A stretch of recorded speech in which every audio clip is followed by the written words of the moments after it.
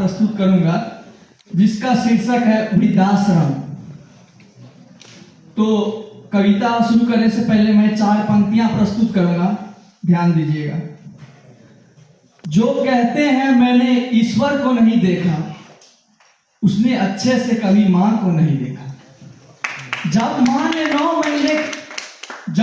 9 महीने हमें कोख में पाला है, तो कैसे मान लूं मैं कि मुझे बनाने वाला ऊपर वाला है।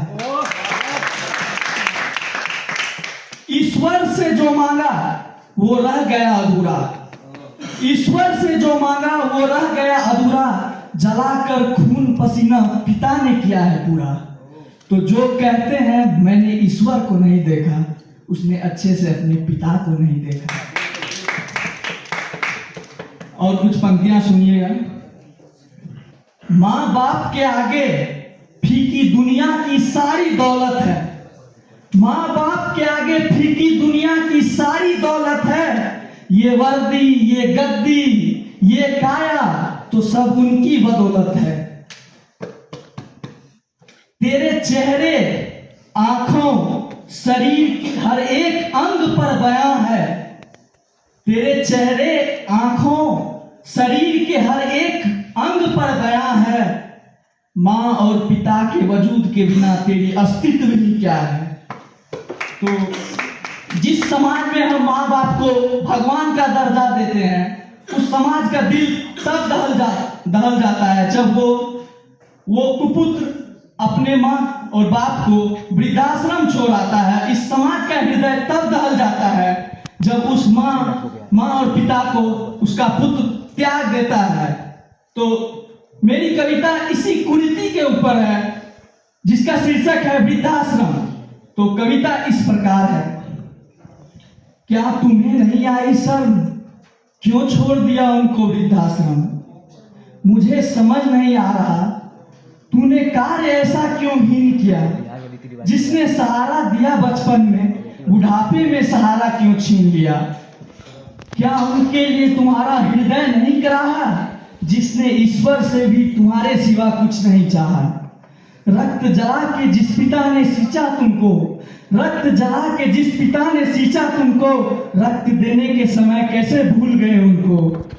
कैसे भूल गए पिता के महत्व को, कैसे भूल गए पिता के महत्व को। कैसे भूल गए माँ के ममत्व को, कैसे भूल गए माँ के लगाए काजल को। कैसे भूल गए माँ के आंचल को। तुमने अपने हरकत से पूरे समाज का दिल झकझोर दिया, तुमने अपने हरकत से पूरे समाज का दिल झकझोर दिया। चलना सिखाया जिसने उनके ना चलने की उम्र में, कैसे उनसे मुंह मोड़ लिया, कैसे उनसे मुंह मोड़ लिया। जिसने पाल कर तुमको बड़ा बनाया, तुमने उनको मूर्ख बहुत बड़ा बनाया। तुझे तेरे माँ बाप का साफ लगेगा, तुझे तेरे माँ बाप का साफ लगेगा। इन सब कर्मों का तुझे पाप लगेगा, क्योंकि एक दिन तू भी बूढ़ा बाप बनेगा।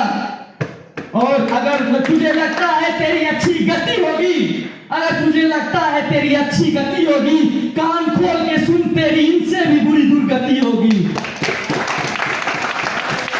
तब तू याद करेगा अपने किए कर्म को, तब तू याद करेगा अपने किए कर्म को, और सोचेगा क्यों भेज दिया था हमको वृद्धाश्रम को। धन्यवाद। और अगली 2 पंक्तियां सुनिएगा, उसके बाद मैं अपने वाणी को विराम दूंगा।